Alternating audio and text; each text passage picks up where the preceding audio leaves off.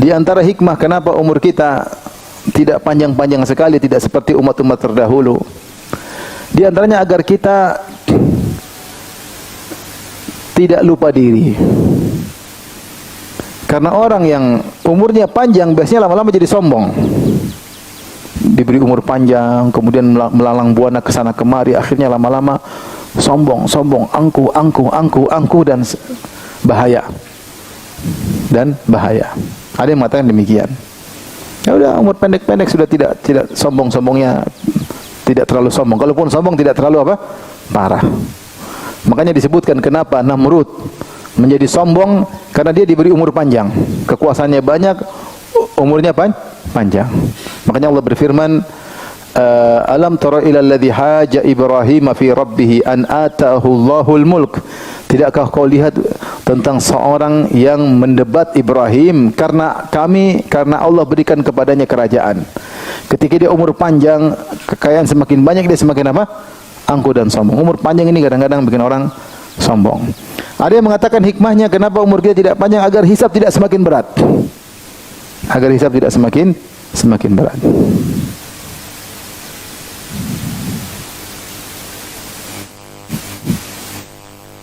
Kemudian dia mengatakan Allah ingin beri berkah kepada umat ini, meskipun umurnya sedikit, tetapi pahalanya bisa jadi banyak. Makanya dalam umat ini diberikan banyak bonus.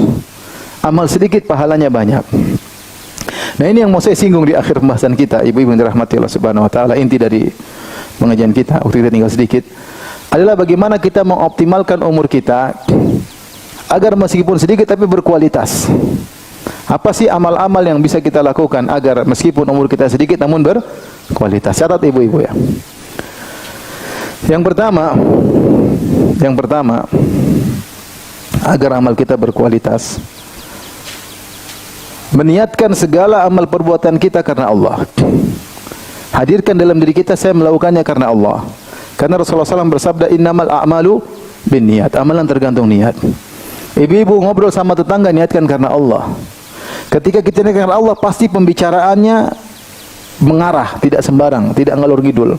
Karena pembicaraan saya dengan dia karena Allah. Kita telepon keluarga, telepon kakak adik, kita niatkan karena Allah. Sehingga pembicaraan kita terarah, tidak menyinggung, tidak menggibah, karena kita berbicara karena Allah Subhanahu wa taala. Kita kunjungi tetangga, niatkan karena Allah. Kita ketemu teman, niatkan karena Allah. Kita olahraga, niatkan karena Allah, supaya sehat, supaya bisa beribadah kepada Allah. Bahkan kita jalan-jalan ajak anak-anak, istri, supaya menyenangkan mereka, supaya mereka bisa semangat lagi setelah jalan-jalan. Bahkan bagaimana para salaf dahulu, mereka tidur pun mereka niatkan karena Allah Subhanahu wa taala. Kata Mu'adz bin Jabal radhiyallahu anhu, "Inilah ahtasibu naumati kama ahtasibu qaumati." Sungguh aku berharap dengan tidurku aku dapat pahala sebagaimana aku berharap dengan salat malamku aku dapat pahala. Tidur karena Allah. Besok saya mau salat malam, besok saya harus dakwah, besok saya mau ketemu orang tua, saya harus bangun tidur cepat supaya besok kita tidur dapat pahala. 6 jam tidur ngorok dapat pahala. Meskipun mengganggu suami. Jadi ini penting, terkadang kita lupa. Apalagi ibu-ibu melayani suami, niatkan karena Allah. Gorengkan nasi goreng buat suami, bikinkan teh, ya. Niatkan karena Allah. Jangan sedikit-sedikit, bibi, semuanya bibi. Jadilah yang soleha bibinya, bibi soleha. Bikin sendiri. Niatkan karena Allah. Niatkan karena Allah. Ini mengoptimalkan umur sehingga setiap apa yang kita kerjakan, aktivitas kita semuanya berpahala. Ini agar umur kita optimal. Umur kita sedikit, ibu-ibu. Ibu-ibu itu umurnya sangat sedikit. Ibu-ibu taruhlah 60 tahun terus tewas, taruhlah. Meninggal 60 tahun. Baik, tidurnya saja ibu-ibu tidur sehari berapa jam? 8 jam. 6. Ya kalau udah tua biasanya 6. Yang bilang 6 biasanya sudah tua. Kalau masih muda biasanya 8 jam. Ya enggak? Kalau semakin tua semakin sedikit tidurnya. Benar atau tidak ibu-ibu? Benar kan? Ibu-ibu masih muda pasti tidurnya 8 jam. Udah mulai tua, udah mulai banyak pikiran, malam udah kebangun, enggak bisa tidur lagi. Kenapa? Itu sudah tua namanya, faktor U.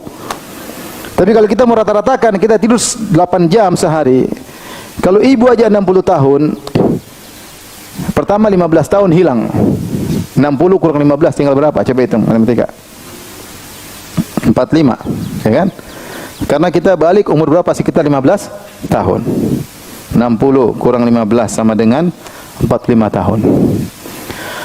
24 jam sehari dipotong sepertiga kita buat tidur. 8 jam itu sepertiga dari 24. Berarti sepertiga umur kita buat apa? Tidur. 45 sepertiganya berapa? Sepertiganya berapa? 15, ya kan?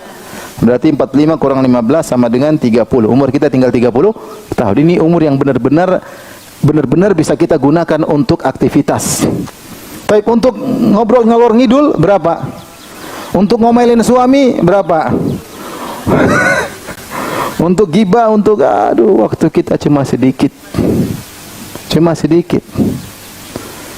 Dibanding waktu kita untuk baca Quran, dibanding waktu kita untuk salat 5 waktu, dibanding waktu kita zikir pagi petang, ikut pengajian sedikit. Pengajian saja 1 jam, sama saya pengajian 1 jam. Sisanya entah kemana, Allah alam, Allah yang maha tahu. Jadi sebenarnya waktu kita sangat sedikit.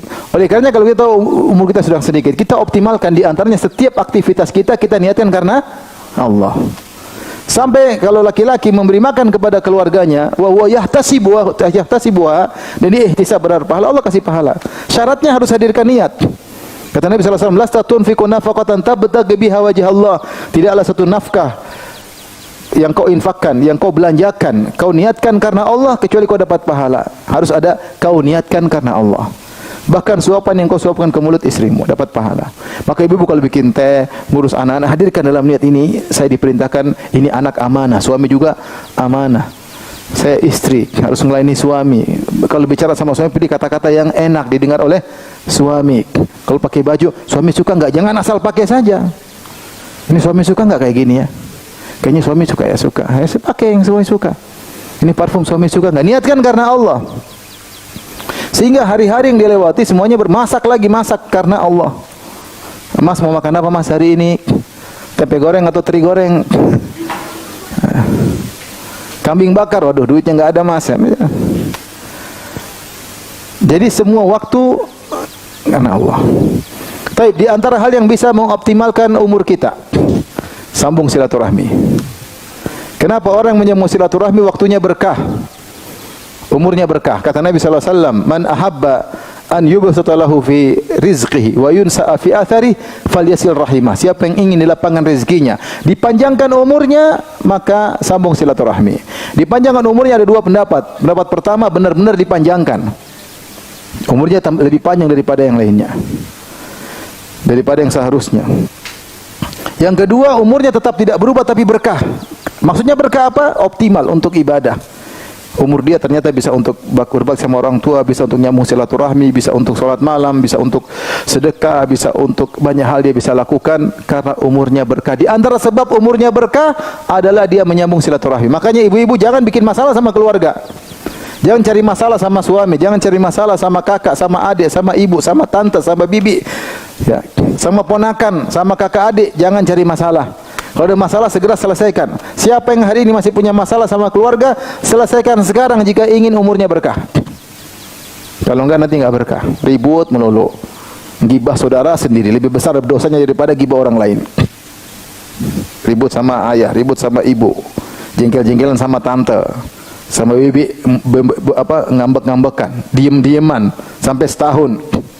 Tunggu Idul Fitri baru maaf-maafan. Waduh. Rugi, umur tidak berkah. Umur tidak berkah. Ibu-ibu ingin umur berkah, sambung silaturahmi. Perlu biaya silaturahmi, perlu biaya. Perlu duit untuk pergi ke rumahnya, perlu duit untuk beli kue bawa ke rumah tante, perlu. Kalau punya duit perlu energi untuk mengklik transfer, perlu energi. Kadang-kadang energi enggak ada. Apalagi mau mencet 0 tambahan susah. 500.000, 5 juta, 500.000, 50.000. Ini semua perlu perjuangan. Tapi itu menjadikan umur kita berkah. Kata Nabi SAW, silaturahmi apa? Mathratun lil amwal, mahabbatun lil ahl, menjadikan keluarga cinta sama kita, menambah rizki. Orang-orang keluarga dekat kita doain kita, kakak, adik kita, tante, om doain kita. Doain gimana umur kita tidak berkah? Berkah. Maka kalau ingin umur optimal jangan lupa nyambung apa? Yang punya orang tua maksimal, jangan pernah perhitungan. Jangan pernah perhitungan sama orang tua. Itu sedekah atau uang yang kita keluarkan benar-benar pada tempatnya, lebih besar pahalanya daripada bantu anak yatim, bantu orang miskin, bantu janda tua, janda muda. Lebih utama bantu apa? Orang tua. Beneran. Jangan pernah apa? Perhitungan sama orang tua. Yang mumpung masih punya orang tua. Baik, ini yang berapa? Yang kedua. Yang ketiga, agar waktu umur kita optimal, berusaha menjadi orang yang akhlaknya mulia. Akhlak mulia ini luar biasa. Dijelaskan oleh Syekh Abdurrahman bin Nasir As-Sa'di rahimahullah dalam risalah tipis 6 halaman atau 7 halaman.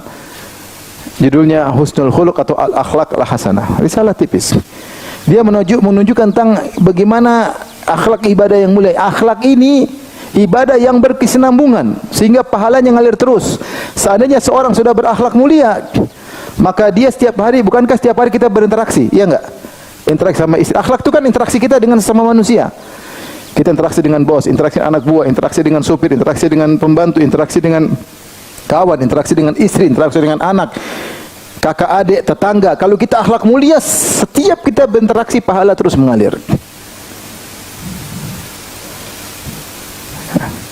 Makanya Nabi SAW mengatakan, Inna rajul bi husnil khuluqi balagha darajatal sawwam al-qawwam atau kama qala Nabi SAW. Sungguhnya seorang dengan akhlaknya yang baik menyamai derajat orang yang senantiasa puasa sunnah dan senantiasa salat malam. Senantiasa puasa sunnah dan senantiasa salat malam. Gara-gara apa? Dia mungkin tidak salat malam, dia mungkin tidak puasa sunnah, tapi akhlaknya yang mulia membuat dia derajatnya sama dengan mereka. Kenapa? Karena setiap dia berakhlak mulia, pahala terus mengalir. Maka kita berdoa kepada Allah, Allahumma hdini li ahsanil akhlaqi la yahdi li ahsaniha illa ant wasrif anni sayyi'aha la yasrif anni sayyi'aha illa ant. Ya Allah, tunjukkanlah aku kepada akhlak yang terbaik, yang tidak ada bisa memberi petunjukku kepada akhlak yang baik kecuali Engkau. Jauhkanlah aku dari akhlak yang buruk, tidak ada yang bisa menjauhkan aku dari akhlak yang buruk kecuali Engkau. Minta sama Allah. Allahumma ahsanta khalqi fahasin khuluqi. Ya Allah, Engkau telah mengindahkan parasku, fisikku, maka indahkanlah akhlakku. Berdoa kepada Allah. Allahumma jannibni munkaratil akhlaq wal a'mal wal adwa ya. Wal akhlaq, ya Allah, jauhkanlah aku dari akhlak yang buruk, jauhkanlah aku dari amal yang buruk, jauhkanlah aku dari penyakit-penyakit yang buruk. Berdoa kepada Allah Subhanahu wa taala. Kapan kita mencapai derajat akhlak yang baik, maka dimanapun kita berpahala. Ciri orang yang akhlaknya baik, semuanya nyaman dengan dia. Ibu suaminya nyaman enggak? Kalau enggak nyaman bahaya ibu. Nyaman kita. Kalau enggak nyaman apa? Ngomel melulu. Dikit-dikit nagih. Dikit-dikit nuntut, minta beli ini, minta beli anu. Dikit-dikit, padahal suami kemampuan terbatas. Kalau suami enggak nyaman, akhlaknya buruk. Kapan suami nyaman, betah pulang ke rumah, betah ngobrol sama ibu-ibu? Kalau suaminya normal-normal ya, kecuali semuanya enggak normal ya. Kalau suami normal-normal, nyaman dengan ibu berarti ibu akhlaknya yang mulia. Anak-anak nyaman enggak? Mau curhat sama ibu-ibu, mau kerindu pengen ketemu mama, telepon mama kapan kesini, ya itu namanya anak-anak nyaman. Akhlak mulia. Tetangga nyaman enggak dengan ibu?